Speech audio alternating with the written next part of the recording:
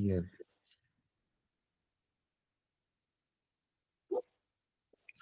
¿Alguien más? Escuché.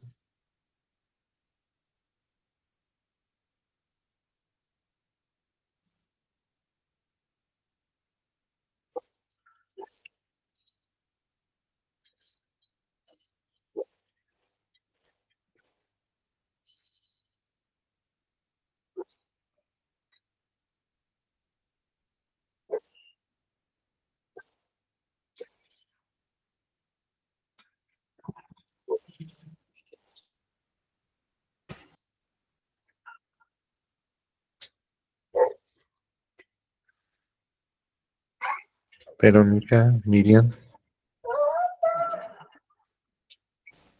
Yo sí lo escucho. sí.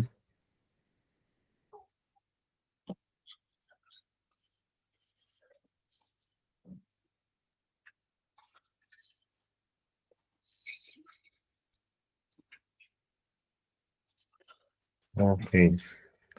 Nos falta, creo, un compañero, ¿verdad? Bueno, ya también salió otra compañera. Hace un minutito estaba, yo creo que el internet lo sacaría. Bueno, pues vamos a continuar. ¿Alguien pudo hojear el libro? Le di una ojeada breve al primer capítulo. ¿Y qué le pareció? Me llamó mucho la atención. Lo primero fue las citas que trae cada tercera página. Ajá, Eh, pues son citas de hace algunos años, pero están muy acordes a la realidad que ahorita estamos viviendo. ajá, No sé, o sea, cuando veía a las personas que los escribieron, pues algunos sí los identificaba, otros no, pero pues ya estamos hablando de pues que esas personas ya tuvieron esa visión de la que nos habla, de la que nos empieza a hablar el libro, de cómo debemos ir modificando. ajá, Eso fue lo primero que me llamó más la atención, las citas que aparecían. ajá. Y Sí, ya ¿no? después, perdón, Sí, adelante. ya después lo que estuve viendo fueron nada más déjeme recordarme, saqué hasta unos apuntes. Las tendencias, las 16, no son 16 tendencias. ¿Cuántas tendencias son? La de las tendencias, Ajá, que fue lo del primer capítulo. aquí está, mira, se lo estoy proyectando. ¿Son 16? Ah, sí, son 16, sí, Sí, entonces ya andaba. Sí, porque las primeras son las 8 creencias. ajá, pero las tendencias son 16. Entonces, bueno, dentro de esas había algunas como que me fueron más significativas que otras, Ujú, pero me llamó mucho la atención y recordando lo que era la comunicación instantánea. ajá, Pues eso es algo que lo estamos viviendo ahorita. Realmente mandamos el mensaje y enseguida nos contestan. Me hizo recordar, por ejemplo, mi papá. Mi ajá, papá estudió una carrera por correspondencia. ujú, Entonces le mandaban sus libros, lo que tenía que ver en el semestre. Él hacía sus tareas y todo y mandaba hasta los exámenes, pero pues esto estamos hablando de que no era al tiempo. ¿Cuánto tardaba el correo hace 50 años? ajá, ¿Cuánto tardaba el correo en lo que lo regresaban? Simplemente nosotros si mandábamos una carta, cuánto duraba en llegar, en cuánto obteníamos una contestación, y ahorita prácticamente nos contestan enseguida. Y si en algún lado se tardan, yo creo que media hora en contestarnos, y así como que no, yo creo que esto no sirve o algo está pasando porque no me contestaron. Me llamó mucho la atención eso, cómo estamos viviendo ahorita en esta época de que todo es al instante. Y otra que me llamó mucho la atención, donde hablaban del trabajo, de cómo se están desapareciendo muchos empleos y cómo ahora, o sea, Pues por lo que entendí, como que los empleos tradicionales solo van a abarcar un pequeño porcentaje, todo lo demás van a ser empleos nuevos, empleos cambiantes. Y a lo largo de todo el libro narran, bueno, de lo que alcancé a leer, narran cómo duramos mucho en evolucionar, porque incluso hablan desde la escritura y cómo, cuando empezamos a hablar, pero realmente de unos años para acá, o sea, nos hemos multiplicado, triplicado en lo que es el desarrollo, como que muchos años estuvimos en una, vamos a llamarlo, pues en algo muy tranquilo, o sea, ya sabían cuáles eran las carreras, ya sabían cuáles eran los trabajos, era un ritmo de vida, una zona de confort que todos conocíamos, pero ahorita por la tecnología, por el desarrollo, ya no sabemos lo que viene en el futuro, como le decía, los empleos que están desapareciendo, las empresas que están desapareciendo, algunas se han adaptado a las nuevas situaciones, han creado nuevas y simplemente pues unos años atrás, cuando nos imaginábamos lo que era un mercado libre, que ya comprábamos directamente con la empresa,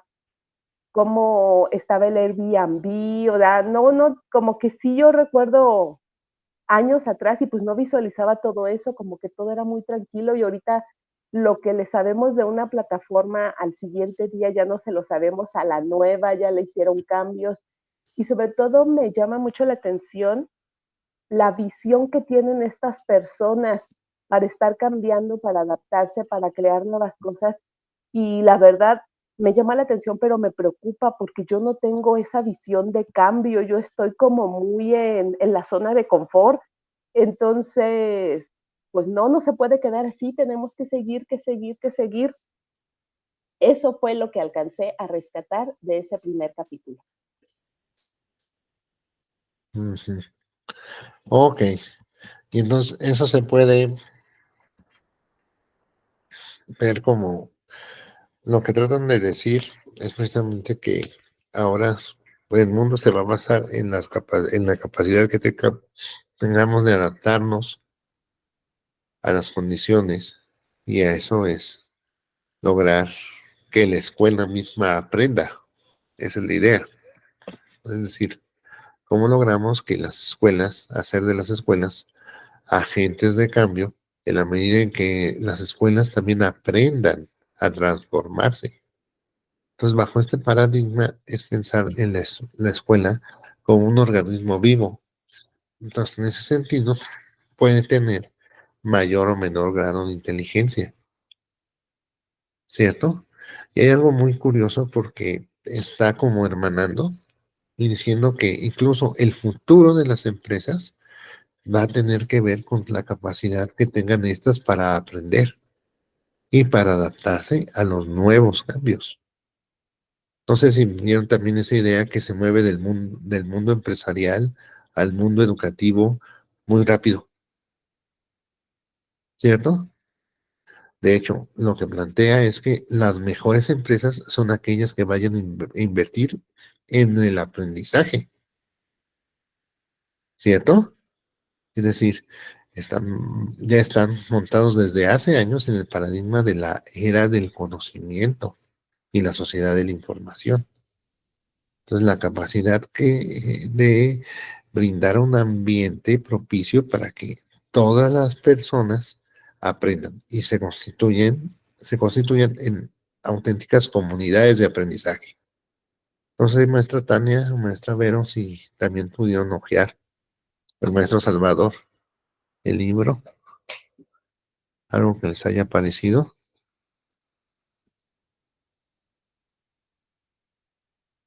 los escucho, ¿no?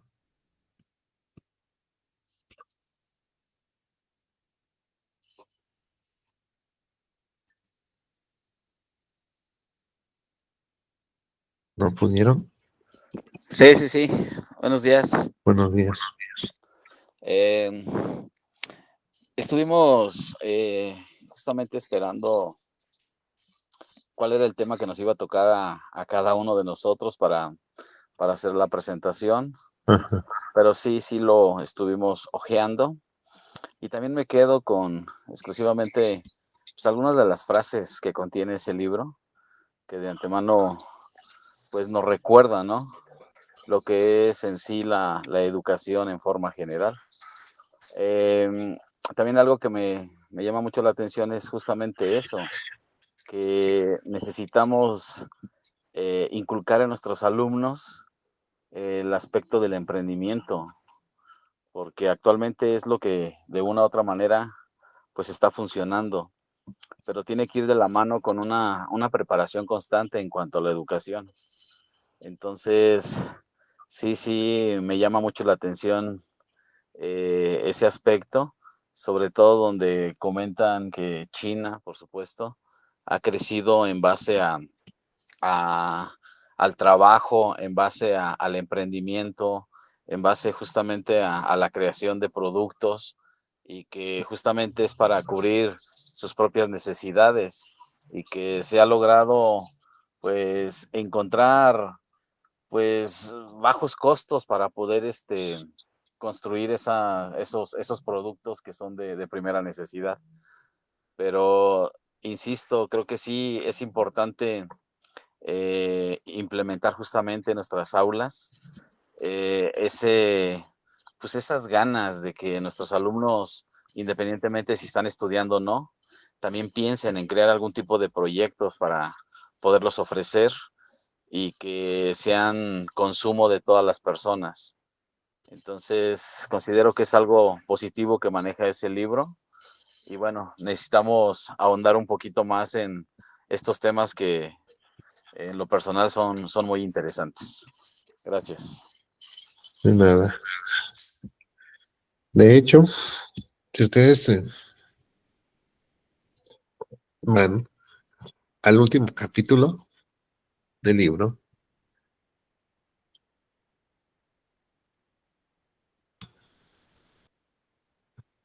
pueden observar, voy a compartir.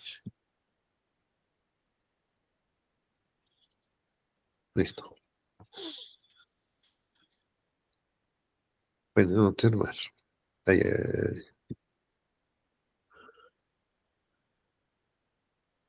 ahí está. Y dice, hágalo. Y aparece por los diferentes puntos clave de estrategias que hay que aplicar. Por ejemplo, el modelo de la conferencia internacional. Y te dice algo muy curioso, mira.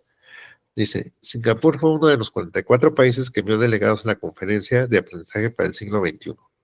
Y luego te dice, a mediados de 1997, el gobierno de Singapur cubrió los gastos para que cada director y subdirector de las escuelas del país asistieran a una conferencia internacional sobre el pensamiento con duración de una semana. Ahí está. ¿Qué estamos diciendo? Entonces, desde hace mucho tiempo, Singapur está invirtiendo en educación y la manera de invertir en educación es a través de la transformación de sus docentes y directivos en estas temáticas. Fíjate, están diciendo que todos los maestros, perdón, todos los directores y subdirectores de las escuelas del país. También hay que dimensionar que Singapur es un país pequeño, pero lo podríamos hacer a nivel estado nosotros, ¿cierto? Entonces, ahí está la idea. Y luego, el modelo de Confucio y la organización que aprende, es decir, la escuela inteligente, que también es uno de los pasos de Singapur. Y luego aparece el modelo de Confucio. En esos cartelones me encantan, porque si te fijan, resumen muy bien puntos clave del libro. Aprenda lo mejor de nuestro pasado. Y de Confucio. La importancia de Confucio es que en China se hizo por primera vez un sistema meritocrático para enseñanza masiva. Entonces, las necesidades del imperio obligaron a que se estandarizaran los parámetros de la enseñanza. ¿Por qué? Porque se tenía como primera prioridad la conformación de una identidad nacional, porque China era enorme y tenía y estaba formada por culturas muy distintas. Y todos tenían que regirse bajo las reglas del emperador. Entonces, se tenía que organizar precisamente el sistema de enseñanza para brindar una educación que hiciera funcionar ese gran imperio que era China. Y entonces tenemos el modelo de Confucio, que dice, mezclen lo mejor de lo nuevo con lo mejor de lo antiguo. Aprenda haciendo, utiliza el mundo como salón de clases, utiliza la música y la poesía para aprender y enseñar, mezcle lo académico con lo físico, aprenda cómo aprender, no solo hechos, sino metodologías, sino metacognición, sino es lo que llaman pensamiento crítico. Toma en cuenta los diferentes estilos de aprendizaje, de una formación en valores, y brinda una oportunidad de igualdad para todos. ¿Sí? Entonces, eso es lo que me gusta también de este libro, estos carteles, que resumen muy bien.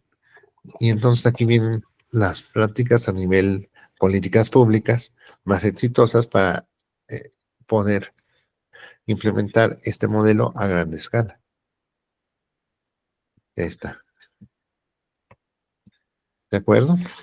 Entonces, les recomiendo la lectura de todo el libro. En verdad, vienen muchos conceptos que ahora son retomados en México después de 30 años, ¿cierto? Pero son conceptos que están ahí desde hace mucho tiempo, ¿de acuerdo? Y de alguna manera son la base de cualquier cambio profundo en educación. Entonces, me voy a permitir compartirles la presentación, ¿de acuerdo?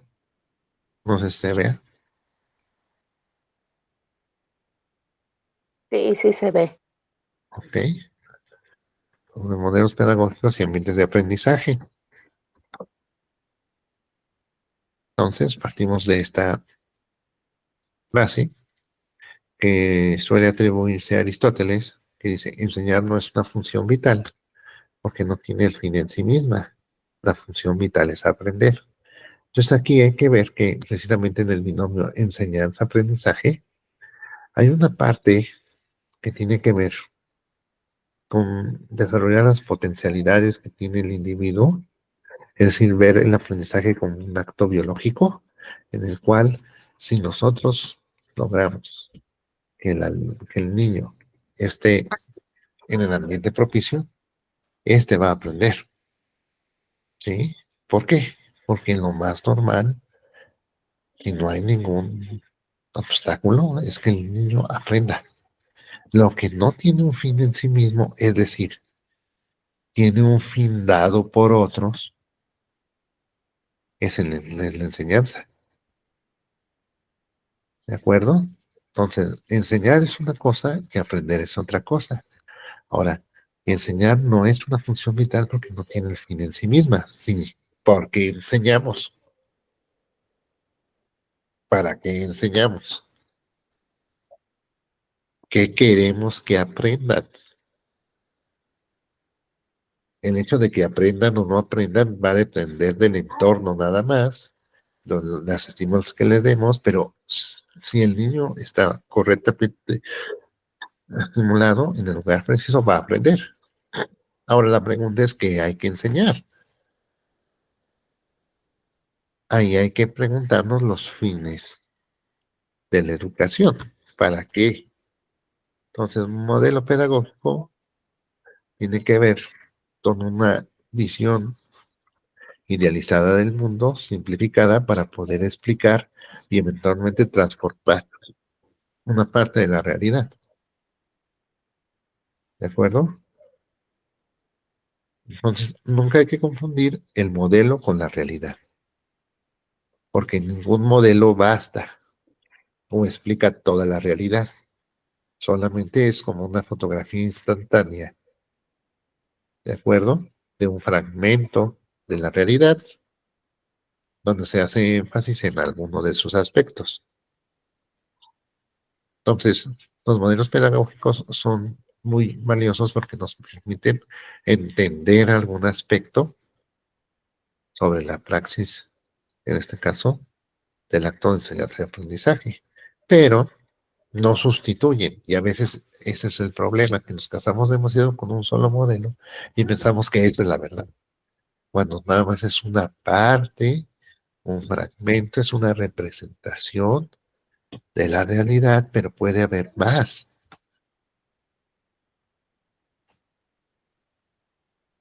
Bueno, entonces, bajo este contexto tenemos lo que es una pedagogía, lo que es un paradigma, lo que es una corriente pedagógica y lo que son los modelos pedagógicos.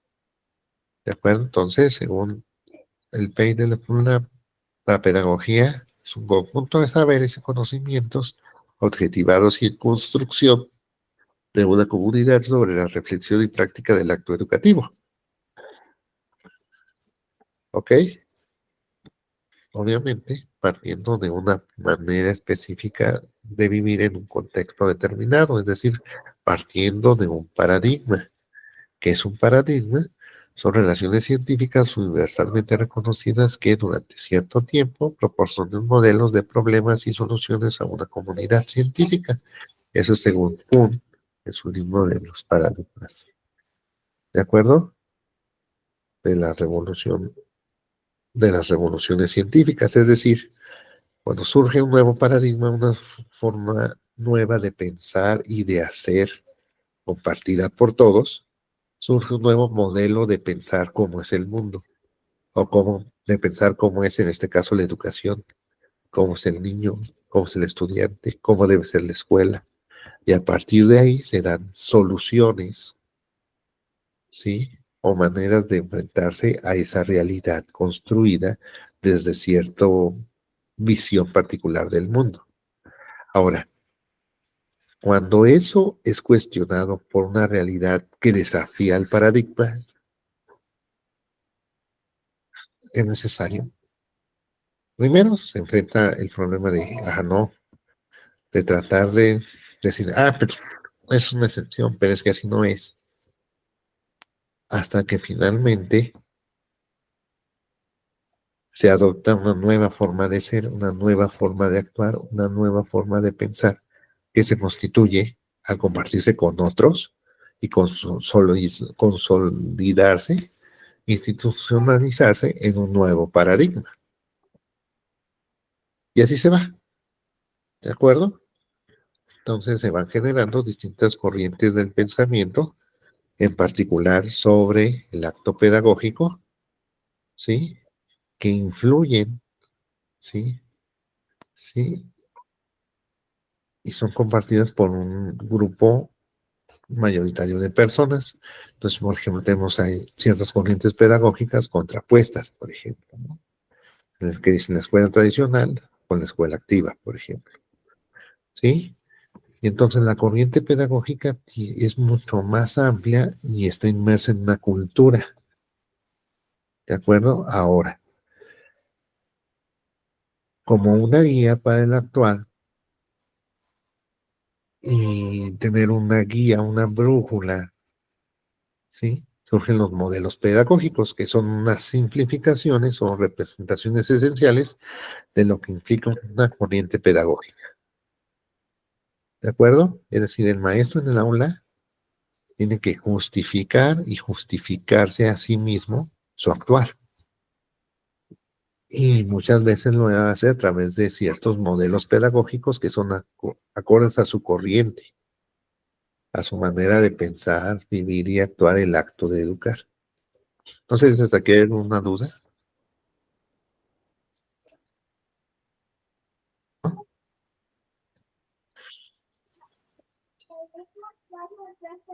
¿No? Más o menos, ¿se entiende? Sí. No sé si sí. Sí.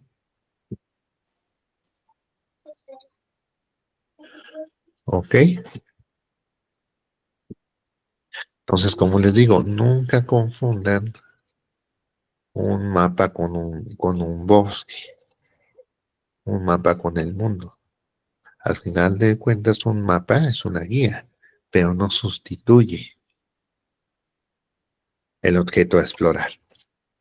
¿De acuerdo? Y entonces, en ese contexto, podemos ver que el papel de la escuela como parte de la educación formal es fundamental porque está como formando parte de una tensión entre ser conservador y ser revolucionario, ¿cierto? Es decir, la escuela no puede ser ni tan conservadora porque entonces pierda contacto con la realidad cambiante y entonces sucede que ya no responde al individuo actual, ya no responde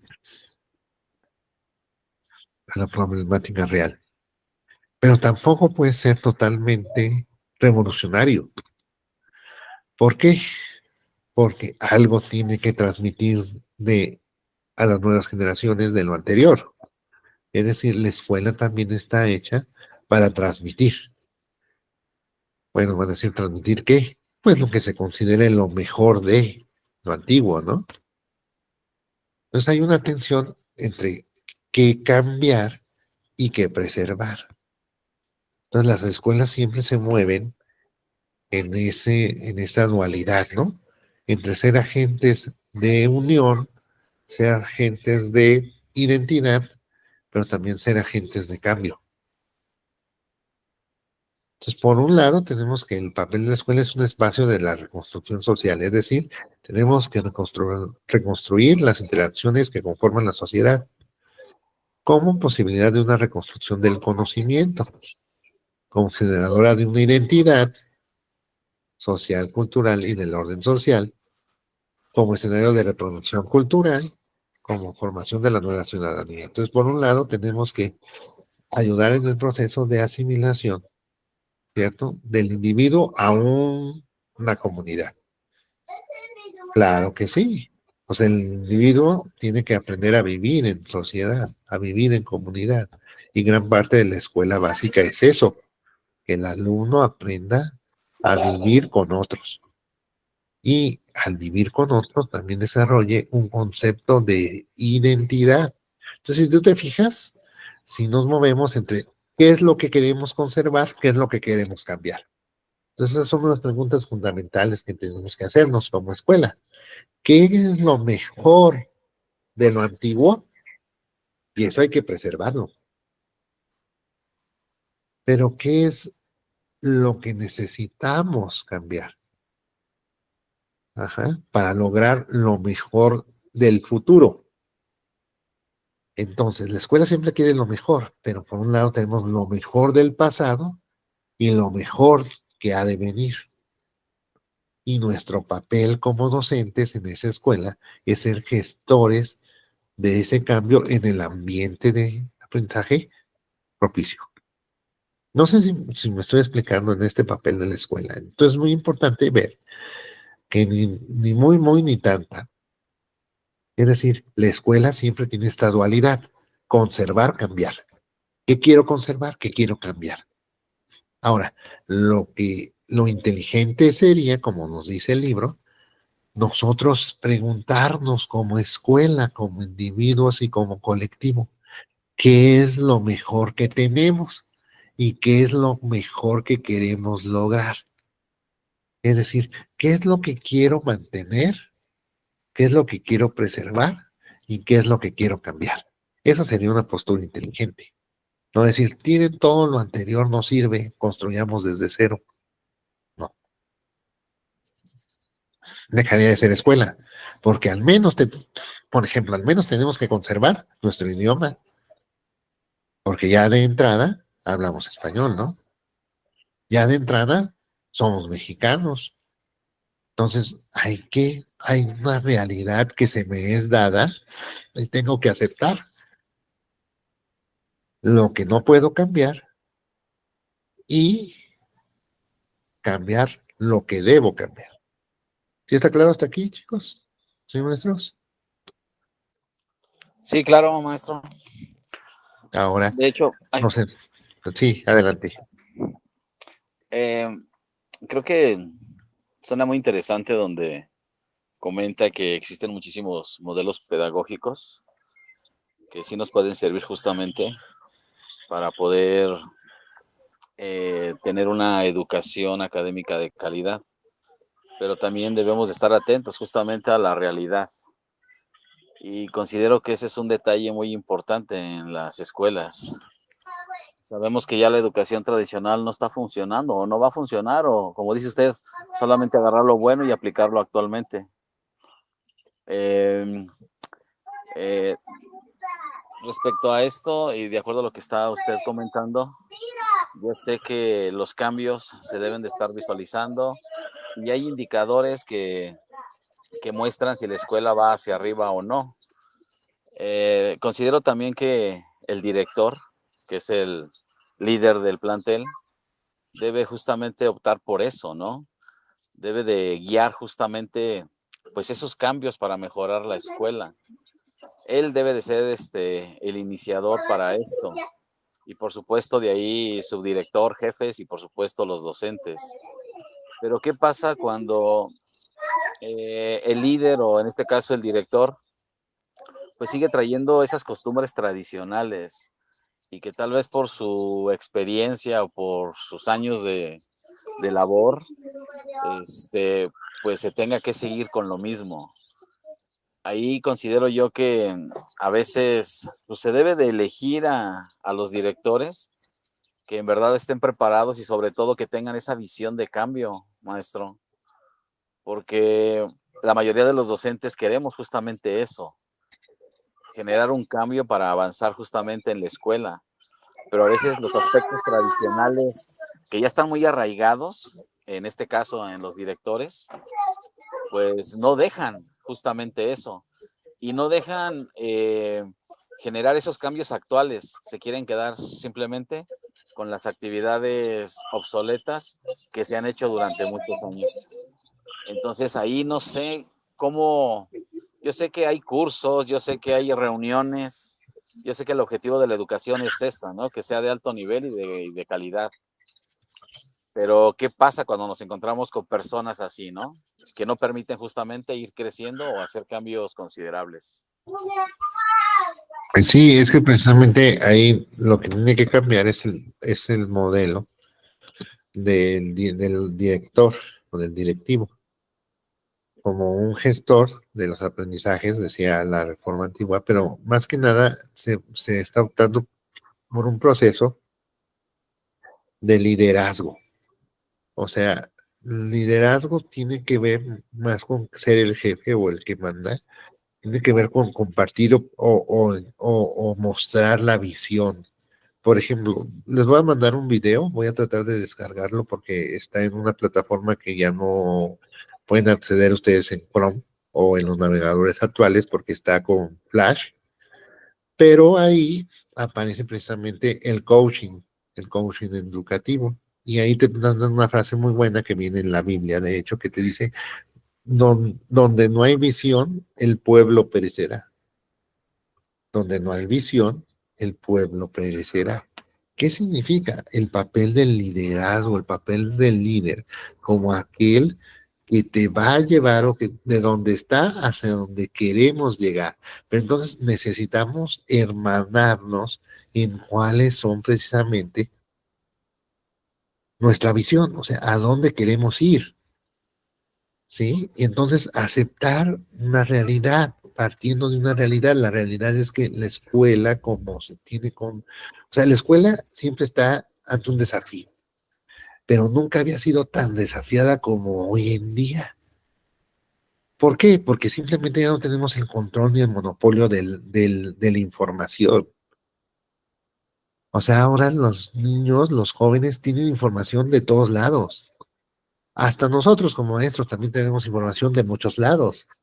Entonces ya no es el que da la información, sino el que te enseña a transformar esa información en algo útil, ¿sí? Es decir, no solamente basta con estar informado, sino con ser sabio, tener sabiduría. Y la sabiduría incluye visión, incluye valores, incluye criterios, ¿cierto? Cuándo sí y cuándo no, cuándo uso y cuándo no uso, cuándo hago y cuándo no hago. Pero primero tengo la posibilidad de ser y de hacer, ¿cierto? Pero ¿cómo elijo cuándo hacer? ¿Cierto? Es por eso que decía, con un gran poder siempre llega una gran responsabilidad, dice el tío Ben, ¿no? De Spider-Man.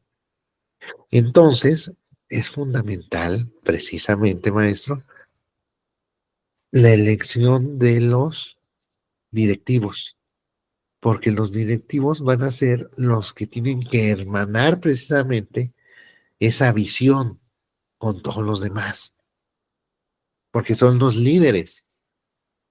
¿Estás de acuerdo? Malos augurios hay para los lugares donde el líder no sabe a dónde ir. Pero si el líder sabe a dónde hay de ir, es más fácil lo demás. Y aquí les proponemos a mí me gusta mucho esto porque se conforma como un plano cartesiano, como 4 cuadrantes de un modelo pedagógico. Acuérdate que al final es una representación esencial de la corriente pedagógica, es decir, de cómo estamos pensando nuestro espacio de clase, cómo estamos pensando nuestra escuela, cómo estamos pensando nuestro salón, cómo estamos pensando el ambiente en donde se va a hacer el proceso formativo. Y aquí tenemos 2 ejes fundamentales. El eje vertical, que es el eje de los sujetos, las personas, lo humano, y el eje material, que es el horizontal, que son los contenidos, los recursos, entonces los materiales. Entonces tenemos un eje personal y un eje material. Y automáticamente se nos ordena todo el mundo, porque esta brújula es esencial cuando nosotros estamos planeando a cualquier nivel en el, en el sector educativo. Ya sea que estés planeando tu clase o estés planeando tu plan y programa de estudios o estés planeando los contenidos temáticos de una materia. Entonces, estés planeando a cualquier nivel, hay que tener bien claro este mapa, esta brújula. ¿Y qué es lo que está en el centro de todo esto? Lo que llaman ahora o lo que llamaban los principios filosóficos. Es decir, el para qué, ¿cierto? El por qué está. Lo que tiene un fin más allá, ¿cierto? ¿Hasta aquí está claro? Esas son preguntas filosóficas, las que están aquí en el centro. ¿Qué es la cultura? ¿Qué es la sociedad? ¿Qué es el hombre? O como decían, ¿qué tipo de alumno o qué tipo de ciudadano quiero formar? ¿Cierto? Y respondiendo eso, se me van a ir alineando lo demás. Es decir, en el centro está la concepción que tenemos de cultura, sociedad y hombre. ¿Cierto? Y en función de eso vamos a contestar las otras preguntas. ¿Cierto? ¿A quién, para qué, cuándo, quién, cómo, con qué y qué se logró? Si tú te fijas, entonces tenemos 2 ejes. El eje personal, que son los sujetos, quién y a quién se enseña, quién y a quién se educa, y el eje material, con qué y qué. ¿Qué enseño con qué? ¿Qué enseño con qué? Como un pequeño ejercicio, ¿sí? De manera general, ¿creen que podrían ustedes contestar algunas de estas preguntas? O sea, ¿a quién enseñas? ¿Qué cualidades tienes tú como docente? ¿Para qué enseñas lo que enseñas? Que enseñes. ¿Qué enseñas? ¿Cuándo lo haces? ¿Sí? ¿Cómo lo haces? ¿Con qué lo haces? ¿Y cómo mides lo que hiciste? ¿Qué lograste? ¿Está claro? ¿Sí o no? Sí, sí, maestro. ¿Se animan a contestar estas pequeñas preguntas? Sí, claro.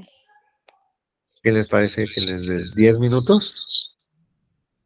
Sí. Sí está claro, pero sí es bien complicado. Claro que sí. Lo complejo de lo fácil. Pero pueden intentarlo como ejercicio. Sí, claro, maestro. Adelante. Tienen 10 minutitos para tratar de contestar las preguntas.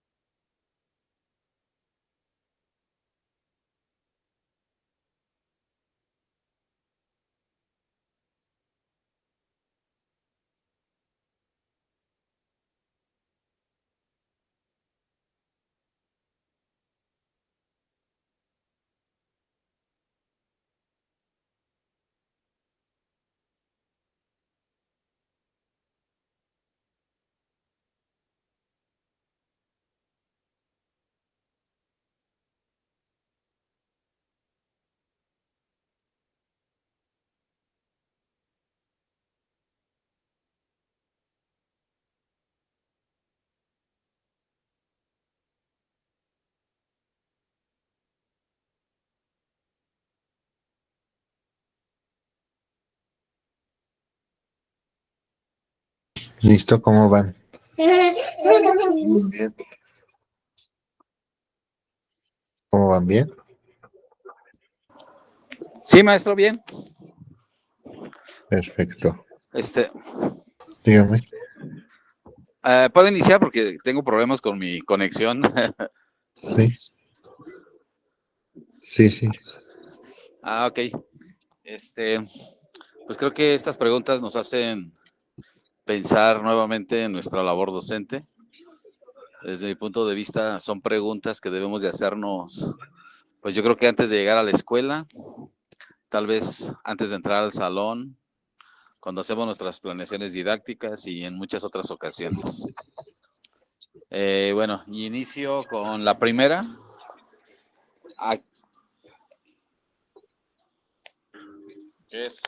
Que es a quién. Por supuesto, a mis alumnos, que son parte esencial justamente de la escuela, pero que son muy predecibles, algunos muy insolentes, y creo que ha bajado el porcentaje de los alumnos que en verdad son comprometidos y responsables. Antes teníamos un 80-90% que cumplían justamente con sus labores académicas, ahora es al revés. Creo que solamente el 20% están cumpliendo al 100%. Entonces, no por eso dejamos de valorar a lo que es el alumno. La siguiente pregunta, ¿cuál es? Perdón, maestro. Era, no se está compartiendo, ¿verdad? ¿A No. quién? Y pues puede contestar la de quién, ¿no? Ok. ¿Quién? ¿Quién les imparte? Por supuesto, es un docente que aún tiene justamente esas ganas y esa preparación para hacer un cambio pues importante en la educación. Una persona que se considera una persona responsable y comprometida y por supuesto muy dinámica a la hora de entablar contacto con los alumnos. Eh, es una persona también que es humana y que a veces las actividades en esta labor docente se pueden generar muy, muy difíciles, pero que aún así estamos pues, echándole todas las ganas. ¿Cuál es la siguiente? Aquí la tiene, pues ya serían los ejes de qué contenidos o con qué recursos. Ok. ¿Qué contenidos? Pues creo que como docente nos tenemos que abocar al programa de estudios que el mismo sistema o los mismos modelos pedagógicos de nuestra institución nos dan, pero trato justamente de sí aplicárselos en mis materias, son prácticas. Siempre veo a mis alumnos motivados porque es práctico, están en la computadora realizando actividades que de una u otra manera les llaman la atención, que es muy diferente a estar dando algo teórico y más si se torna aburrido. Aún así, trato justamente de iniciar o incluso antes de terminar la clase, tratar de hacer alguna actividad o alguna dinámica de relajación, de integración, donde ellos pues puedan estar tranquilos y puedan desestresarse por lo menos un momento. Porque como lo hemos dicho, creo que se aprende más si, si es algo divertido, si es algo que llama la atención. ¿Qué tipo de recursos utilizo? Actualmente utilizamos lo que es la tecnología en sí, aplicaciones de educación. Muy pocas veces ya utilizo materiales didácticos, entonces considero que esos recursos también visiblemente son muy buenos para ellos. Nuevamente repito, tenemos diferentes tipos de alumnos, algunos que sí les llama muchísimo la atención esto de la tecnología, algunos otros no. Entonces estamos atentos justamente a cómo se esté manejando el grupo en sí, no solamente en algunos alumnos. ¿Cuál otra, maestro? Perdón. ¿Qué y con qué? ¿Cierto? ¿Qué? ¿Qué y con qué? ¿Qué y Ya, con pero qué? qué. Sí, ya lo contestó, ¿no? Sí, Entonces ya así están es. los dos ejes básicos, pues ahora serían las interacciones. Por ejemplo, ¿a quién y qué sería el para qué? Que es el propósito. El para qué. Ok, ¿para qué? Sí, ¿a quién? Bueno, ya hablamos de los alumnos. Ujú. ¿Para qué? Eh, Creo que el objetivo de nosotros como docentes es que nuestros alumnos aprendan. Entonces, ¿para qué enseño? A veces era justamente cumplir con eso, ¿no? Llegar al total de los temas asignados para dárselos a nuestros alumnos y que se cumpliera el objetivo. Ahora, claro, tomo en cuenta justamente los temas, pero ¿para qué enseño? Justamente para eso, para cambiar la mentalidad de mis alumnos, que sean mucho más interactivos, que sean mucho más comprometidos, que sean mucho más responsables, que sean analíticos, pero sobre todo que en verdad ahorita y sobre todo sean seres humanos. Ahorita enseño y trato justamente de explicarles la importancia de por qué seguirse preparando. Independientemente de los temas que les damos frente a grupo, como usted lo dijo, debemos de ser un guía, debemos de ser sabios para poderlos llevar y que ellos entiendan que la educación sigue valiendo mucho la pena. Sería mi participación, maestro. Ok. Ok, gracias, maestro Salvador. Sí, de nada. Por aquello de las fallas de internet. Sí, sí, profe. Sí. Maestra Miriam, no sé si me gustaría completar. Ya contestó el maestro el a quién, el quién, el para qué, el qué y el con qué. Nos falta, por ejemplo, el cuándo, la secuenciación, en qué orden, el método, cómo y la evaluación que se logró. ¿Cuál de esas nos quiere compartir, maestra? Déjeme ver según lo que tenía aquí escrito. Pues Ajá. yo realmente, pues yo trabajo con docentes, con maestras, con educadoras. Ujú. Y pues mis propósitos van siendo diferentes. Esto depende de el tipo de visita, de asesoría o de Ajá. acompañamiento que les doy. Algunas es desde un diagnóstico o un seguimiento, evaluaciones. En este sentido, con cada una de mis educadoras, conforme las voy conociendo, con algunas ya tenemos muchos años, solo tenemos como 5 docentes en la zona que cada año son interinas, pero pues esa familiaridad o ese conocimiento que ya tengo de ellas, pues me permite identificar la manera en que voy a hablar con ellas, en que voy a trabajar, porque no con todas abordamos todo igual. Cuando es una asesoría general, pues entramos dentro de lo general, pero cuando voy a sus escuelas, cuando las llamo de una por una, entonces pues sí va a depender mucho de cómo son. Hay algunas que ellas mismas dicen, no, o sea, a mí regáñame, dímelo bien directo, porque si no, no lo voy a entender. Otras me dicen, no, pues ponme un ejemplo, entonces depende. ¿Qué recursos? Pues yo ahí sí utilizo de todo, pues estamos hablando de preescolar, el material didáctico es indispensable, aunque trabaje con docentes, pero a veces el material didáctico para plantearles las situaciones de cómo los planteamos o cómo debieron haberlo planteado. En cuanto al método, les soy sincera, esa es la pregunta más difícil. ¿Qué método tengo? No podría decir que uno. Pues trato de hacer una mezcla de lo que mejor me salga, a lo mejor alguno ni método es dentro de una de las áreas de oportunidad que tengo, a lo mejor definir un método, pero pues realmente va hoy conforme se va desarrollando con la docente, vamos brincando de uno a otro. Ok. Gracias, maestra Miriam. No sé, la maestra Tania o la maestra Vero. Faltaron precisamente falta el qué, la evaluación, cómo lo conceptualizan, ¿cierto?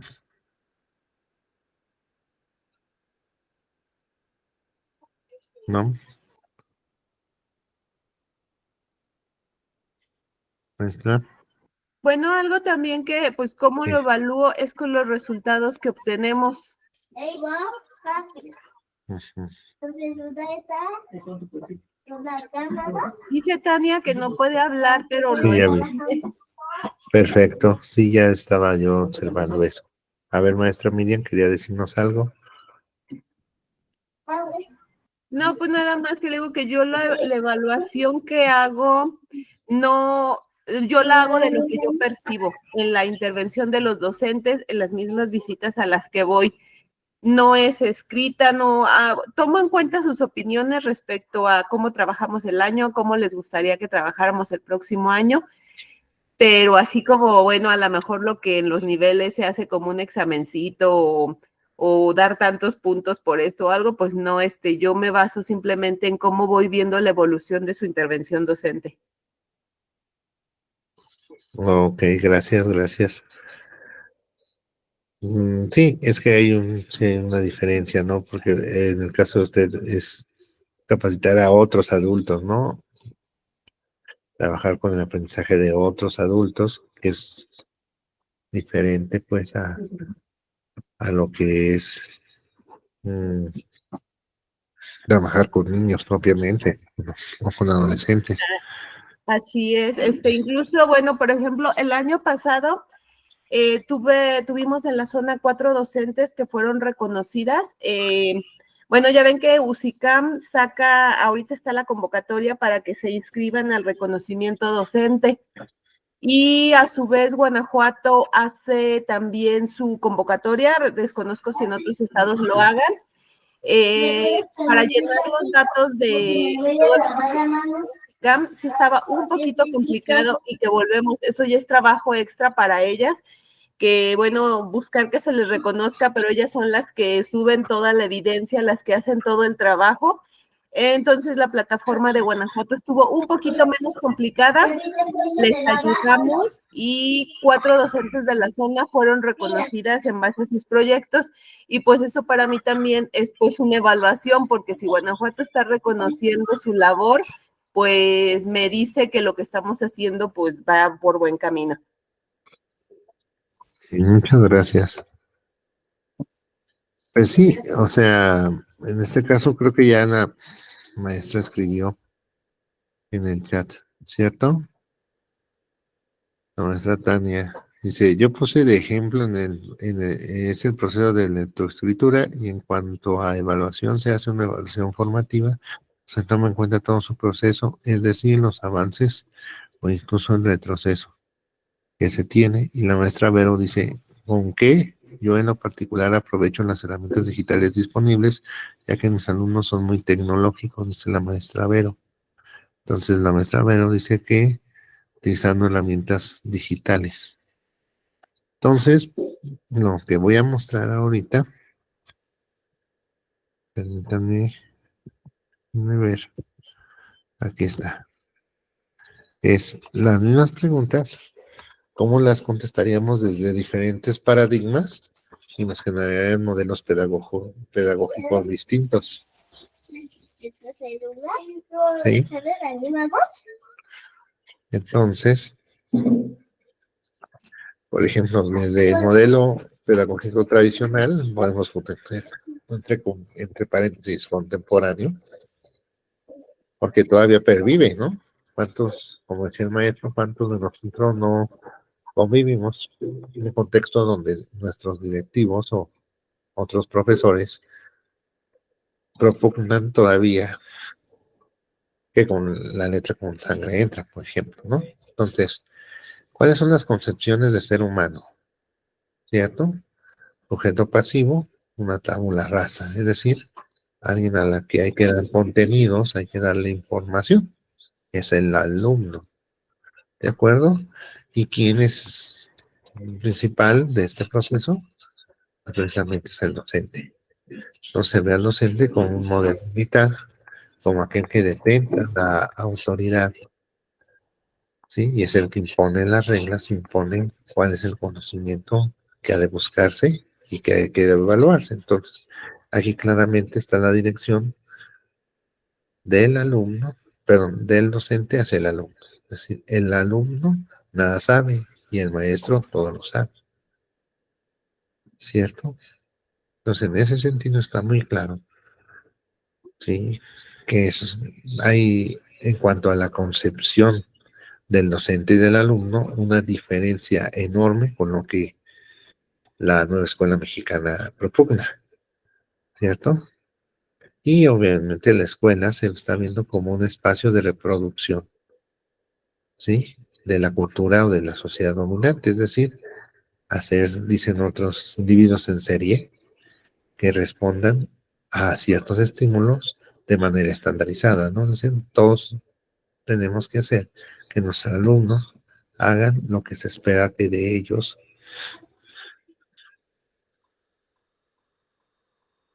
sin necesidad de que haya alguna transformación de tipo crítica. Entonces, ese es quién y a quién.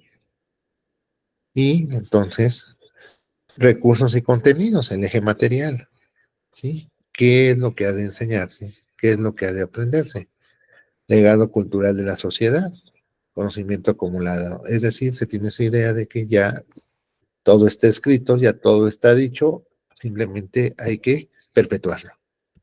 Es decir, una sociedad que está más viendo hacia el pasado que hacia el futuro. Es decir, en ese sentido, más logros que oportunidades en el sentido de replicar lo que ya está hecho, en lugar de imaginar algo que podría ser. ¿Sí? ¿Para qué? Desempeño de papeles sociales, acuerdos con actitudes individuales, es decir, la perpetuación del status quo. Se tiene esa idea de que, por ejemplo, el hijo del joyero, joyero será. El hijo del herrero, herrero será. Es decir, como que ya están inclusive los roles sociales y la división del trabajo ya tan jerarquizada que tiene ese modelo de reproducción y de no fomentar un tanto los sueños, intereses, ideales en el sentido de personales, sino de que ya incluso está predestinado lo que a lo que ha de conocer, lo que ha de hacerse. ¿Sí? Cuando se tiene esa idea de todos los niños de la misma edad aprenden al mismo ritmo. Todos al mismo tiempo aprenden lo mismo, es decir, hay un solo ritmo de la clase, ¿sí? Y a lo cual los alumnos se tienen que ir adecuando, en lugar de que cada alumno aprenda su propio ritmo, como ahora las nuevas metodologías activas lo plantean, ¿no? Acá sería, hay un ritmo de la clase y a ese nos tenemos que ceñir, todos al mismo tiempo. Pero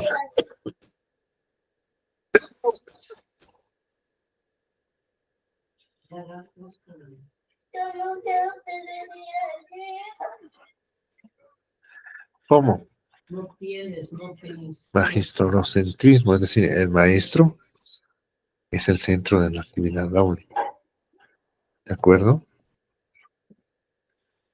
A partir de ahí, pues, se tiene esa idea de que el maestro es el que encarna todas las virtudes, cual se hay que replicar. Y a través de lo que el maestro diga, haga. ¿Sí? Entonces, se privilegia una exposición, ¿sí? Verbal, sería el verbalista. Lo que se privilegia la transmisión de información más que la generación del conocimiento. ¿Sí? Generalmente el recurso es material escrito, texto guía, que es el libro de la clase, el libro de la materia, el cual que se ve como la fuente de información que detenta el mismo profesor. Que se logró que el alumno reproduzca el contenido tal y como lo dice el maestro. Es decir, a veces sienten que no le cambien ni una coma, ni un punto. Tal y como está escrito, tal así lo tiene que aprender. Entonces, si te fijas, varios de los puntos que están aquí, inmersos en el modelo pedagógico tradicional contemporáneo, son aspectos que la nueva escuela mexicana trata de cambiar, ¿cierto? Entonces tenemos el modelo pedagógico activo. ¿Quiénes podrían ser los principales teóricos referentes de la escuela activa? ¿Alguien que quiera participar? Maestros, ¿qué referentes conocen de la escuela activa?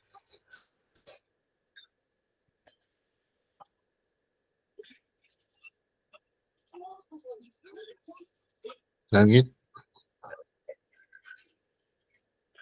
¿Nadie?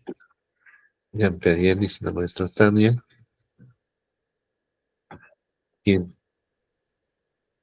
Podría ser María Montessori, por ejemplo, ¿no? El alumno es el centro, es el eje sobre el cual gira el proceso educativo. Entonces, el alumno al centro, ¿sí? Sí, el alumno al final es el que va a aprender. Y el papel del maestro es dejar que el niño aprenda. Entonces, por eso dice, ¿a quién? El alumno es el centro, es el eje, es el guía sobre el cual gira el proceso educativo. ¿Y quién? El maestro sabe que todo niño motivado aprende más. Es decir, la idea de el motivador y el diseñador de ambientes de aprendizaje. ¿De acuerdo? ¿De acuerdo?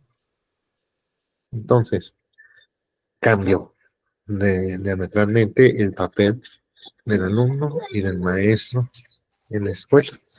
Lo que va a generar, entonces, la manera como se relacione con los objetos materiales del ámbito pedagógico se transforme también. Entonces, ahora, la idea es, ya que tengo una distinta visión de quién educa y a quién se educa, entonces, ¿para qué se educa? Ya no se educa para replicar papeles, sino se educa para la vida, donde la vida está abierta. Es decir, es un proceso de exploración y de encontrarse continuamente. Entonces, aprendes no para replicar un modelo, sino para prepararte para lo que ha de venir durante tu proceso de vida. ¿Sí?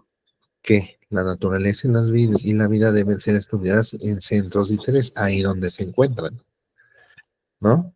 Entonces ya no es el conocimiento generado, sino a través de una interacción con la naturaleza, ¿sí? Estimulándola a través de los centros de interés. Es decir, ahí donde surge la pregunta, ahí debe de estar precisamente la chispa del conocimiento, ¿sí? ¿Cuándo? Bueno, cada quien a su ritmo, sí, pero a través de ir transitando de lo simple hacia lo concreto y de lo complejo hacia lo abstracto, ¿sí? ¿Quién? El maestro, como dijimos, sabe que su función es dejar que el alumno aprenda, motivarlo a aprender más. ¿Cómo? A partiendo de las necesidades e intereses de los alumnos, ¿sí? A través de la manipulación constante de objetos concretos, es decir, actuando y manipulando, aprendemos, ¿sí? Y poniendo en primer lugar a lo que hace el alumno y su experiencia de aprendizaje. Es decir, la primicia ya no es a lo que el maestro diga o haga, sino a lo que el alumno hace y experimente. ¿Sí? ¿Con qué? Con materiales diseñados expresamente para la experiencia educativa, es decir, útiles diseñados para los estudiantes. Entonces aquí la labor del docente es motivar, pero también diseñar. Motivar y diseñar. Diseñar ambientes de aprendizaje y también materiales didácticos de acuerdo a las necesidades e intereses de los estudiantes. ¿Y qué se logró? Ya no se ve la replicación del contenido tal cual, sino se busca que haya un avance en los procesos de abstracción, diferenciación, generalización, es decir, esos procesos de producción del pensamiento que van a impactar en la manera como ellos se relacionan con los propios objetos de aprendizaje y con los alumnos y con los demás alumnos o con las demás personas que interactúan con él para poder poner o constituir una auténtica comunidad de aprendizaje. No sé si hasta aquí les haga sentido esto. Y si ven que hay varios elementos que se recuperan en la nueva escuela mexicana de este modelo pedagógico. ¿Cierto? No tiene, no tiene. Sí, maestros, ¿cómo lo ven? Entonces, ¿por qué me dijiste Me a mí equivoqué. que te equivocaste? ¿Cómo ven? Hasta que Como te teoría equivocaste. queda muy Sí, me bien. equivoqué. Ahí lo difícil es cuando ya lo Accidente. tenemos en la Sí, práctica. tranquila. ¿Cuáles serían los elementos que lo hacen difícil de implementar, maestra? Aunque la nueva escuela mexicana nos habla mucho de el alumno al centro y que todo gira, realmente esto es difícil. O sea, sí, como le decía, en teoría ponemos al alumno, pero muchas veces lo pasamos, o sea, damos por hecho cosas y los contenidos, o sea, ya venimos, ya los planeamos en casa, qué contenido voy a ver, qué taller, qué proyecto, pero realmente no vemos lo que es el alumno y su necesidad, como que ya nos dejamos llevar por lo que ya traemos, por lo que ya conocemos, lo que ya sabemos, entonces es como que ya tenemos una secuencia para seguir. Por ejemplo, creo que ya les había comentado en alguna ocasión que en preescolar, pues si yo voy en septiembre, están viendo lo que es la independencia, si voy en noviembre están viendo Día de Muertos, si voy en febrero a visitarlas están viendo la amistad. Entonces no estamos poniendo ahí al alumno al centro, sino nos estamos dejando llevar por temas que consideramos que son importantes, aunque lo más seguro es que al alumno no le llamen la atención tanto. Entonces, yo desde ahí lo veo, en el momento en que se eligen los contenidos a tratar.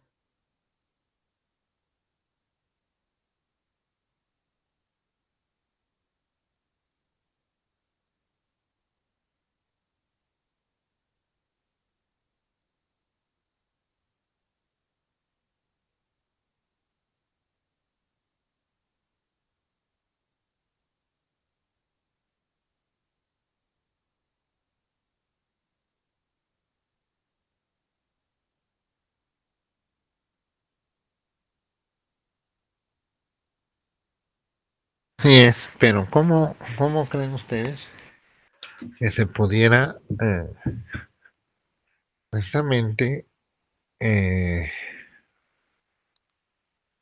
lograr una participación más activa de los alumnos y evitar hasta cierto punto esa simulación que dice la maestra, donde aparentemente sí se toman los intereses, pero se dice, no, pues es que los intereses del mes de febrero, pues es el amor y la amistad. ¿Cómo se podría hacer para tener, pues, digamos, más que enfocados en dar contenidos, en desarrollar aprendizajes? ¿Cómo podríamos nosotros fomentar una escuela o un aula, un salón, donde se vaya privilegiando el aprendizaje sobre el contenido, o si es un falso dilema? A ver, díganmelo.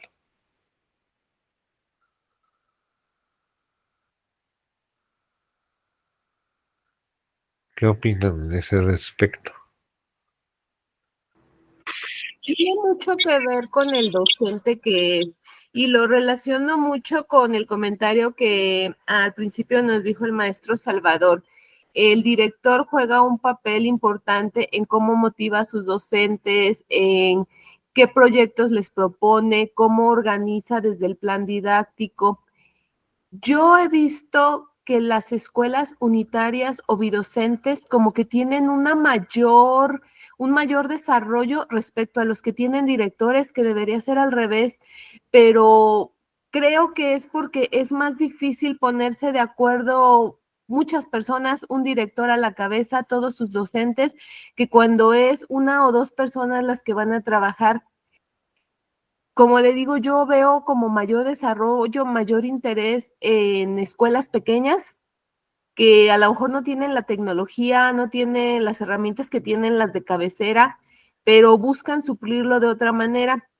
Retomando lo que son los intereses de los niños, en escuelas unitarias y bidocentes yo he visto que el personaje de la clase, el personaje del proyecto es alguna caricatura que en ese momento está de moda con los niños, pero no se desarrollan los temas en torno a él, sino simplemente es como el conductor, el que aparece en el conteo, el que aparece en algún portador de texto. Y se me hace válido porque entonces estamos retomando que a los chicos les interesa mucho esa caricatura, es el programa que está de moda y de ahí parte todo el desarrollo de algún proyecto. Me ha tocado ver proyectos en comunidades donde es este programa de televisión, no recuerdo ahorita el nombre, el de los chefs. Entonces, pues como no tienen muchos canales, mucho cable, es lo que tenían de moda, entonces la maestra aprovechó y desarrolló todo un proyecto en base a lo que en ese momento les estaba haciendo de interés a sus niños. De ahí ya no solo tomó la forma del programa, pero ya desarrolló contenidos de recetas, portadores de texto, medidas higiénicas, alimentos saludables. Entonces, es ahí donde sí se retoma el interés de los niños, pero le digo, yo veo muy difícil esto cuando es una escuela muy numerosa y 10 docentes tienen que ponerse de acuerdo para trabajar. Ujú. Entonces ahí más bien es una cuestión de la gestión escolar y de la organización. O sea, como que al final de cuentas, entonces se caen en otras cosas que no son precisamente ver cómo se puede tomar ese, digamos, ciertos elementos del gusto, del interés o de la curiosidad del alumno y a partir de ahí hacer el desarrollo, ¿no? Sino que a veces se dicen, no, pues entonces pues caemos a lo de siempre, ¿no? O sea, lo que nosotros creemos que a él le interesa en lugar de lo que a él sí le interese, ¿no? Y si caemos en las políticas educativas y en que a veces piden que trabaja la semana de la paz, trabaja la semana de la familia, trabaja la semana de esto, del otro, ¿dónde queda entonces realmente lo que es el interés del chico? Ujú. Ok, sí, o sea, es un poco esa idea de, o sea, al final de cuentas te dicen, no, nos decían la escuela al centro, el alumno al centro, la comunidad al centro, pero al final hay directrices hasta nacionales, ¿no? Que dices, bueno, ¿cómo se empata esto con lo que me están diciendo? ¿No? ¿No? De que ahora vamos a hablar todo sobre esta temática, ¿no? Cuando entonces, más bien lo que habría que hacer sería así orientar, pero en ese sentido, volviendo al libro, la idea es precisamente esa, como escuela, o sea, caímos como a lo mismo. O sea, como escuela, tú tienes que decidir qué es lo que vas a hacer ante, ante lo externo. Y dentro de lo mismo externo están muchas, a lo mejor, disposiciones, ¿sí? Que son extraescolares, ¿no? Entonces, en ese sentido, pues, la organización escolar tiene que tener claro hacia dónde va y cómo va a jerarquizar. O sea, no quiere decir que no se vayan a trabajar las temáticas de la paz o la temática, no, sino es que en este momento, ¿qué es lo mejor para la comunidad de aprendizaje? Y a partir de ahí generar precisamente esa idea. Y eso va al final de cuentas también va a permear también en otros modelos, precisamente, pedagógicos. Que consideran, bueno, es que a lo mejor, pues sí, el niño va a aprender actuando y interactuando con el contenido y a través de los sentidos, sí. Pero a lo mejor también hay otro elemento que no estamos considerando, otros elementos que no estamos considerando en nuestro modelo pedagógico que tienen una relevancia fundamental. Por ejemplo, la cuestión social o la cuestión del otro, es decir, no estamos educando a un niño, estamos educando a 5 niños, o a 7 niños, o a 8 niños, ¿cierto? Entonces, digamos que no estamos hablando de una enseñanza individualizada en ese sentido, sino por ejemplo, es una enseñanza mediada por la cultura. Por ejemplo, es un elemento muy importante, ¿no? Y los intereses no del niño, pero y de los otros niños también, ¿cierto? Entonces, precisamente por eso la idea y la necesidad de decir o de remarcar que el mapa no es el territorio. Es decir, aquí podemos, mediante este modelo, hacer énfasis en un aspecto fundamental para que se dé el aprendizaje, que es la motivación, ¿sí? Y la interacción con el entorno a través de los materiales, es decir, el diseño y la planeación, ¿sí? De las clases, centrados en el aprendizaje. Eso es bueno, pero no es todo. Por eso la importancia de decir los modelos pedagógicos son solamente una fotografía de cierto aspecto, de cierto rasgo de la complejidad del proceso educativo. Entonces, ¿qué es lo que vemos? Pues cada vez que vemos un modelo, tendremos que ver sus alcances y sus límites, ¿cierto? Es decir, al final de cuentas, lo que vamos a ver es que, digamos que ningún modelo basta a sí mismo para explicar la realidad de todas las aulas, ¿cierto? Pues en ese sentido, nosotros tenemos que ir siendo lo suficientemente críticos para ver precisamente que son solamente una representación que hace énfasis en un aspecto de la realidad, pero no es la realidad. Y entonces nosotros tenemos, maestro Salvador, ¿nos quería comentar algo?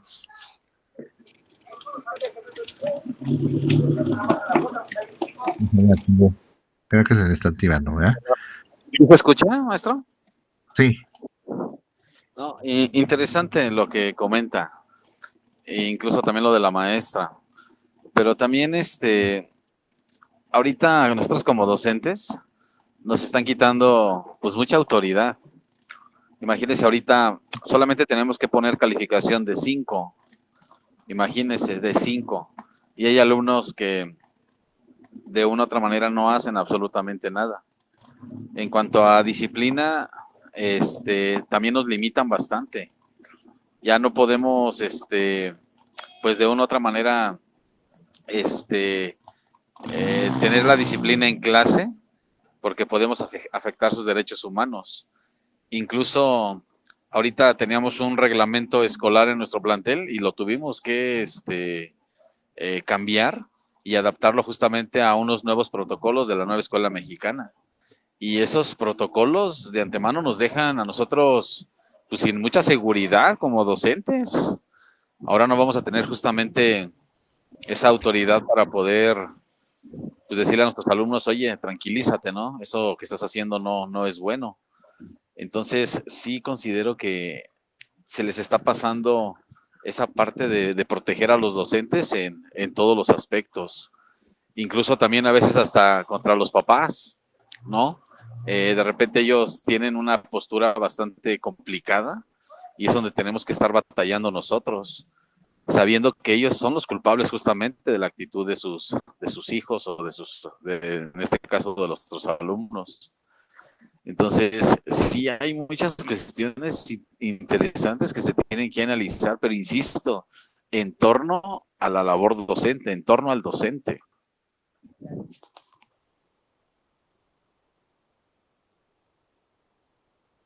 maestro. Sí, es precisamente entonces el papel que se le va a estar dando al docente, o sea, es decir, entonces realmente de dónde proviene la autoridad del docente o si el docente va a tener alguna autoridad. ¿Por qué? Porque también desde distintos paradigmas, cómo estás viendo el papel del docente. Y el papel del docente relacionado también con los padres de familia, porque como decía usted también, muchos de los problemas están en que ni siquiera estamos de acuerdo en lo que van a hacer los niños a la escuela. ¿De acuerdo? Entonces, si desde ahí estamos, no tenemos claro todas las partes, qué es lo que estamos haciendo en la escuela, pues de ahí vienen todos los problemas, o gran parte de los problemas, ¿no? Porque entonces, la otra vez volvemos a lo mismo, se piensa que el cambio es externo, o sea, vienen y nos dicen, ahora es esto, ahora es este protocolo, ahora van a hacerle así, cuando la esencia de los cambios deben de estar de adentro hacia afuera, porque tú lo que estás viendo precisamente es que pues, precisamente uno de los principales mecanismos de regulación de los seres vivos es la homeostasis, y es precisamente encontrar un equilibrio entre lo externo y lo interno. Si tú tienes un ser vivo, que simplemente, que todo entra y no regula nada, entonces no está vivo, muere, perece. Es precisamente este papel que tenemos los maestros y los directivos, precisamente de decir, y se suponía que para eso eran los consejos técnicos y la famosa autonomía y todo eso, era precisamente para eso, no para que tú aceptes todo acríticamente, sino que efectivamente tú tengas la inteligencia o la sabiduría de tomar lo que realmente abone, ¿sí? Pero fíjate que aquí la parte importante es darte cuenta de que lo primero que tenemos que alinear es el qué, el por qué y el para qué. Maestro Salvador, adelante.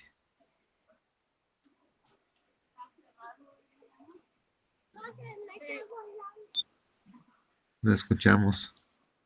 Perdón, se activó la manita, pero adelante, maestro.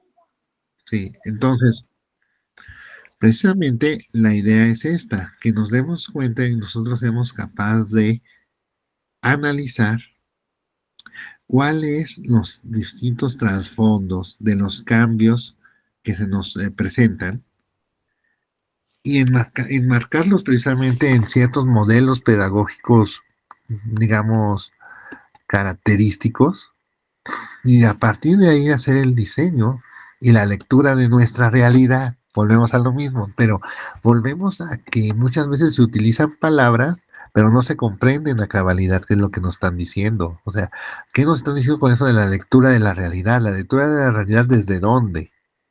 ¿Desde dónde vamos a partir? ¿Sí?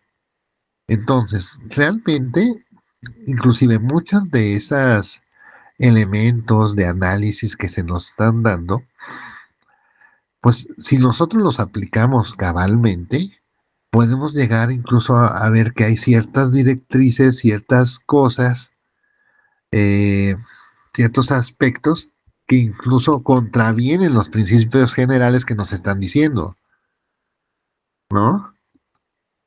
Y es ahí donde nosotros como escuela tenemos, digamos, no nos podemos pelear como, esa es la parte de un poco del reto que, por ejemplo, del pensamiento crítico, la teoría crítica y la escuela crítica y como le quieran llamar, que llega un punto en el que, qué pasa cuando descubres, haciendo uso del pensamiento crítico, que lo que hay que cambiar es la norma? Ah, ya no pudiste cambiar la norma porque viene desde afuera. Es decir, ¿qué pasa cuando la nueva escuela mexicana es tan revolucionaria que se da cuenta que hay que cambiar algo de las directrices? ¿Cómo se hace? Es decir, ¿cómo se institucionaliza la revolución intelectual? ¿Cómo se institucionaliza la revolución de las escuelas? ¿Cierto? Entonces, la idea es que entonces, o sea, estamos pensando realmente a la escuela como un colectivo democrático o no. O la democracia es hasta dónde. Nomás tantito, nomás hasta donde ya no afecta. ¿Sí me estoy explicando? Es decir, ¿qué tan democráticos vamos a ser? ¿Qué tan analíticos podemos ser? ¿Qué tan innovadores podemos ser? ¿Qué tan disruptivos podemos plantearnos? ¿Cierto? O sea, volvemos a lo mismo. ¿Qué parte queremos conservar? ¿Qué parte queremos cambiar? Entonces, si tú te fijas, volvemos a lo mismo, ¿sí? Entonces, estas son herramientas de análisis y de guía que tienes para tú entender tu práctica docente, pero sobre todo, dirían los marxistas, transformarla, cambiarla. Eso también es fundamental, es decir, estas deben de ser guías para la acción, dirían los marxistas, ¿no? Es decir, decía, una de las tesis de Feuerbach, decía, hasta ahora los filósofos se han contentado con describir o contemplar la naturaleza, cuando de lo que verdaderamente se trata es de cambiar la naturaleza. Es decir, tenía la idea, bueno, obviamente para cambiarlo, lo más sabio sería conocerlo primero, ¿no? No vas a conocer, o sea, no vas a cambiar sin conocer, pues eso no sería algo muy sensato, ¿de acuerdo? Pero la idea es esa. ¿Con qué fin estamos estudiando el acto de educar? Con el fin de transformarlo, con el fin de cambiarlo, ¿cierto? Entonces, tenemos que dotar precisamente también al colectivo docente de las herramientas que permitan transformarse profundamente y no nomás sea un cambio de nombres, ¿no? No, no, no, eso no. Un cambio de nombres no nos sirve mucho. Lo que queremos es que cambien precisamente los procesos. Sí, sí, sí. Entonces, eh, ¿cómo ven nuestros? Entonces, les voy a hacer llegar las hojas de los capítulos para que ustedes vayan preparando su trabajo, su tema sobre el libro. No sé qué les parezca. Ok, maestro. Ok. Bueno, y estaríamos pendiente cuándo sería la próxima sesión, porque como decía el profesor, el sábado primero yo no puedo tener sesión con ustedes, pero no sé qué otro día o qué otro sábado sería, eso ya se los estaríamos comunicando por el grupo, no sé si estén de acuerdo. Sí, pues ya no lo hace llegar para cuando tomamos esa clase. Ok, bueno, entonces estamos en esa sintonía, maestros. ¿De acuerdo? Muy bien. A la espera entonces Nos de la vemos aquí. indicación, maestro. Claro que sí. Ok, Nos vemos. hasta luego. Gracias, nos vemos, hasta luego, adiós. Bye, bye.